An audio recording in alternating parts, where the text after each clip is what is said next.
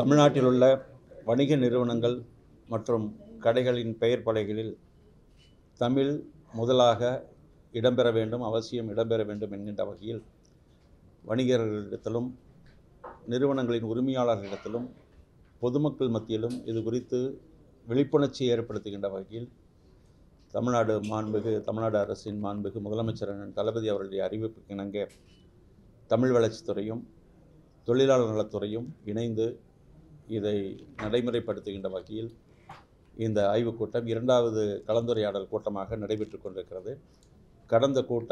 கடந்த நவம்பர் மாதம் 2ஆம் நாள் நடைபெற்றது.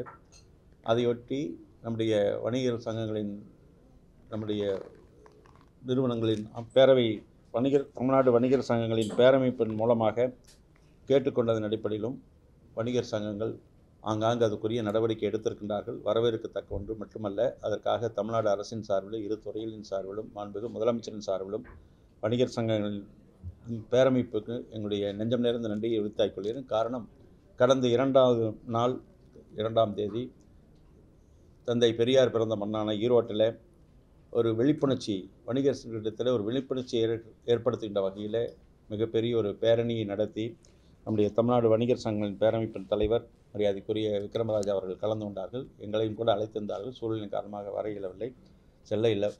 இருந்தாலும் அங்கே ஏற்கனவே இருந்த பெயர் பலகையை அகற்றிவிட்டு புதிதாக தமிழ் உரிய முறையிலே முதலில் இடம்பெறக்கூடிய வகையில் எழுதப்பட்ட ஒரு பெயர் பலகையை அங்கே நிறுவியிருக்கின்றார்கள்.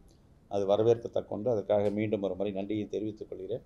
அந்த நடைமுறை அனைத்து இடங்களிலும் வர வேண்டும் என்பதுதான் இந்த ஆலோசனை கூட்டம், இந்த கலந்துரையாடல் கூட்டம்.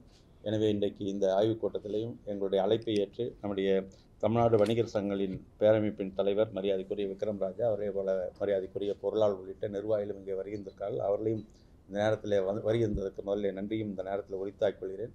அதை விரைவாக நடைமுறைப்படுத்துகிறோம்.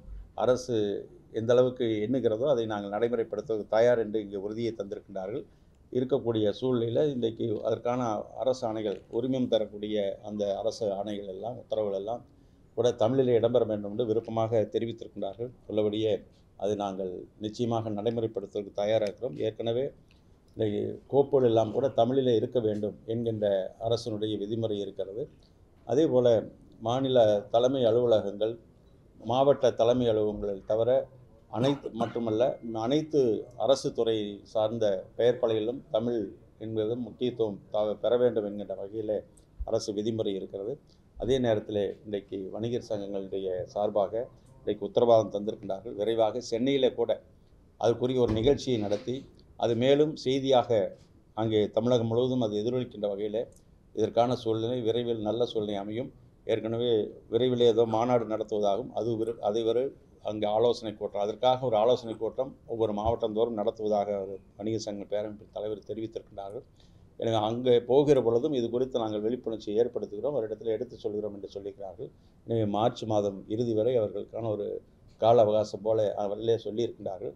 மார்ச் மட்டுமல்ல, மே மாதமும் நம்முடைய ஏப்ரல் மாதம் இறுதி வரை கூட அந்த கால அவகாசத்தை நீங்கள் எடுத்துக்கொண்டு படிப்படியாக இது விரைவிலே அரசு அலுவலர்களும் வலியுறுத்தாத வகையில், ஒரு சட்டப்பூர்வமான நடவடிக்கை எடுக்காத வகையில் இந்த பெயர் பலகைகளில் தமிழில் இடம்பெறக்கூடிய சூழலை உருவாக்கி தர வேண்டும் என்று வணிகர் சங்க பேரமைப்பின் தலைவர் உள்ளிட்ட நிர்வாகத்தை நாங்கள் கேட்டுக்கொள்கிறோம். நிச்சயமாக அதற்குரிய நல்ல சூழலை அமையும் என்று கருதுகிறோம். எனவே அந்த வகையில் இந்த ஆலோசனை கூட்டம் ஒரு சிறப்பாக ஒரு மனநிறைவை தரக்கூடிய வகையில் 2வது ஆலோசனை கூட்டம் அமைந்திருப்பது எங்களுக்கு மகிழ்ச்சியை தருகிறது. எனவே அரசு எண்ணுகிற எண்ணம் நிச்சயமாக நடைமுறைப்படுத்தப்படும் என்பதில் எந்த சந்தேகமும் இல்லை. எனவே இந்த ஆலோசனை கூட்டத்தில் கலந்து கொண்டு ஒத்துழைப்பு வழங்கியிருக்கிற அனைவருக்கும் எங்களுடைய நெஞ்சம் நிறைந்த நன்றியை இரு துறையின் சார்பாக தெரிவித்துக் கொள்கிறேன். நிறைய பேர் ஆங்கிலம் கடந்த வார்த்தையை புரிய மாட்டேங்குது. ஏற்கனவே மாவட்ட ஆட்சித்தலைவருக்கு துறையின் சார்பில் கடிதம் எழுதப்பட்டிருக்கிறது. மீண்டும் ஒரு முறை மாவட்ட ஆட்சித்தலைவரிடத்தில் அந்த நினைவூட்டல் கடிதம் எழுதப்படும். அதே போல் மாண்புமிகு தொழிலாளர் துறை அமைச்சர் அவர் சொன்னது போல் தேவைப்படுகிற நேரத்திலெல்லாம் துறையின் சார்ந்த அலுவலர்கள் அவர்களுக்கு அங்கே இருக்கக்கூடிய மாவட்ட அளவில் இருக்கக்கூடிய நிர்வாகிகளோடு ஒத்துழைப்பு வழங்கி அதை எளிதாக சுமூகமாக நடைமுறைப்படுத்துவதற்கு உரிய நடவடிக்கை.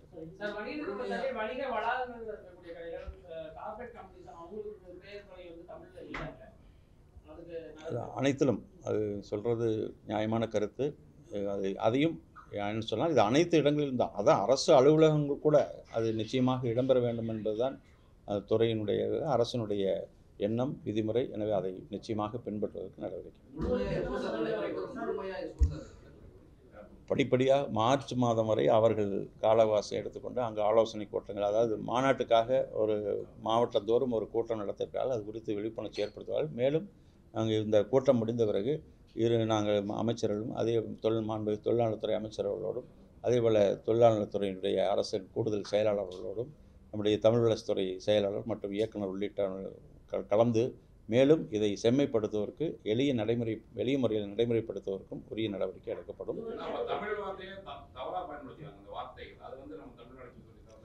அது குறித்து கண்டிப்பாக அதான் அது குறித்து நம்ம ஏற்கனவே நம்முடைய வணிக சங்கத்துடைய பிரதிநிதி அவர் சொன்னது போல் பெயர் பழைய தயாரிப்பு இடத்துல கூட நாங்கள் விழிப்புணர்ச்சி ஏற்படுத்துவதற்கு தயாராக இருக்கிறோம். அது குறித்து தக்க ஆலோசனை வழங்குவதற்கும் தமிழ் வளர்ச்சித்துறை தயாராக இருக்கிறோம். இன்னும் அந்த கணக்கெடுப்புக்கு நாங்கள் செல்லவில்லை. நிச்சயமாக படிப்படியாக அவர்களே ஒரு ஆர்வம் ஏற்பட்டு தமிழ் மீது இருக்கக்கூடிய பற்றுதல் ஏற்பட்டு தமிழ்நாட்டிலே தான் இருக்கிறோம் என்கின்ற ஒரு உணர்வோடு அதை தமிழர்கள் என்ற முறையிலும் மற்ற வேறு வகையில் வடநாட்டை சார்ந்தவர்களாக இருந்தாலும் சரி, பிற மொழியை தாய்மொழியாக கொண்டவர்களாக இருந்தாலும் நிச்சயமாக அவர்களே இன்றைக்கு வணிக சங்கங்களின் சார்பாக விழிப்புணர்ச்சி ஏற்படுத்தி கொண்டிருக்கிறார்கள். படிப்படியாக அது மார்ச் மாதம் என்கிற வகையில் அவர்களே கால அவகாசம். எங்களை பொறுத்தளவு கூட ஏப்ரல் மாதத்திற்கு மேலாக இதை நடைமுறைப்படுத்த அவர்கள் விரைவாக நடைமுறைப்படுத்த நம்புகிறோம். அதே நேரத்தில் அதுக்குரிய சூழ்நிலையை இரு துறையிலும் சேர்ந்து நடவடிக்கை எடுக்கும்.